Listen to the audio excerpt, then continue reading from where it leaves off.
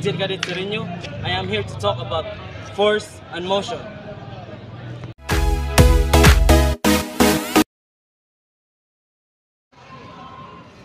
Force. Force refers to a push or pull that can cause of an object to accelerate, decelerate, or change in direction.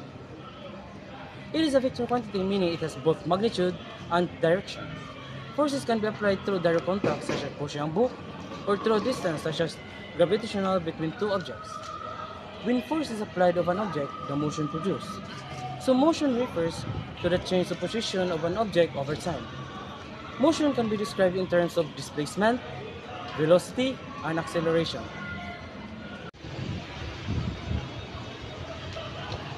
Hi, I'm Engine Cadet Nazareno. Do you wanna learn about fluid statics? Come with me.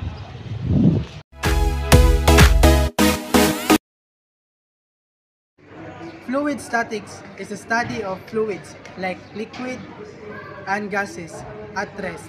It deals with the behavior of fluids when there is no relative motion between fluid particles. In other words, it focuses on the equilibrium condition of fluids under the influence of external forces, including gravity. Fluid statics studies stationary fluids like water in a container. Pressure is dependent and Pascal laws ensures even pressure distribution within the fluid.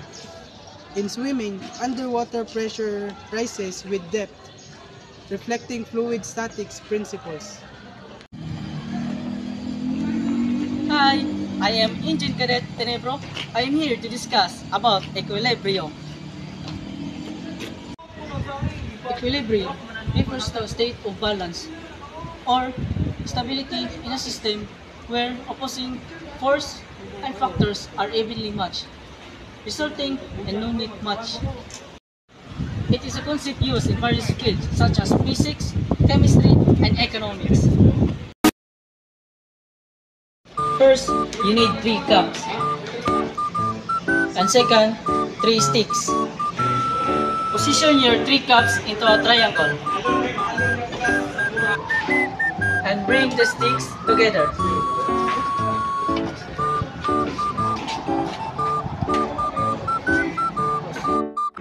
Forces can be applied.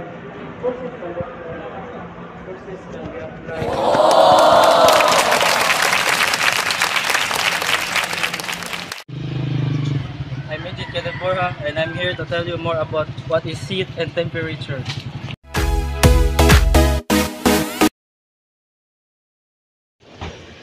What is heat and temperature? Heat is a transfer of the energy between objects due to the temperature differences, while temperature is a measure of the average of the kinetic energy of the particles in a substance. In short term, heat is a transit of the energy, while temperature is the average energy of the particle in a system. Example of heat is, imagine holding your hands above the flame. The heat you feel is an example of heat transferred through radiation. Ouch! In this case, thermal energy is emitted through form or electromagnetic waves from the flame through your hands, even though there's no contact between them.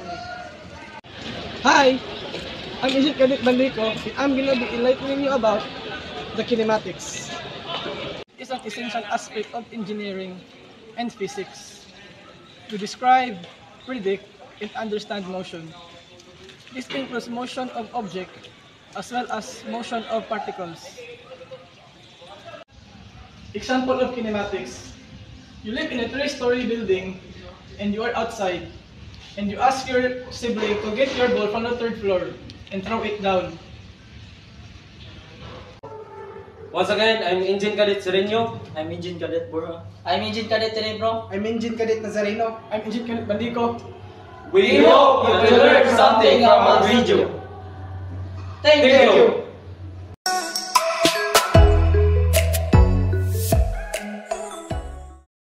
A few moments ago. Masalan? Una ka ba?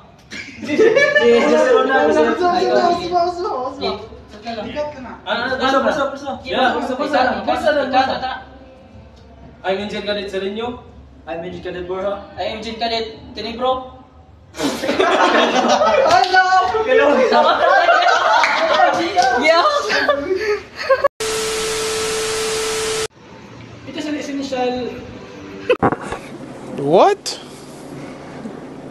Bro, what are you talking about, man?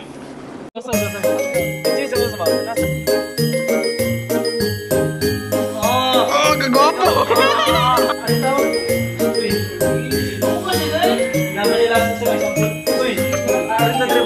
One thousand isay, Nek. 1,000 isay. Example of kinematics. You look in a three-story building and you're outside. You ask your Hi, I'm Engine Cadet Johnson. Hey, I am Engineer Buboy.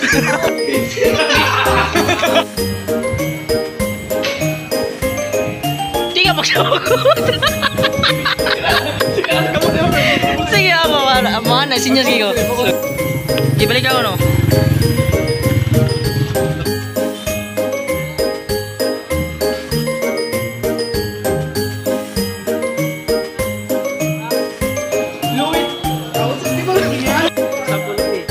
Imagine holding your hands above the flame. The heat you feel is an example of thermal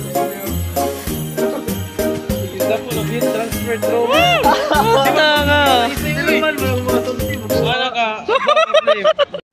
Ho, ho, ho! Merry Christmas!